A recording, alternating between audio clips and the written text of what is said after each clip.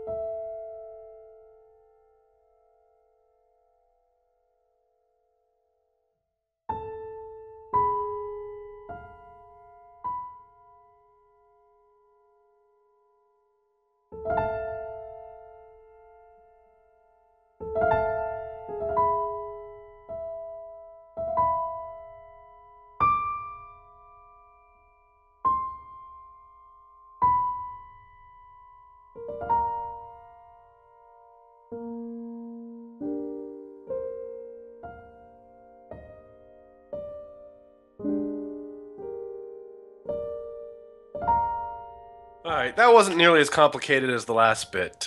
Really, the hardest part was setting up the revolving door, which everyone always seems to love. In our next and final episode, although I might have to split it up into a couple of parts, we'll do the interior design, and this bad boy will be finished. Catch you guys later.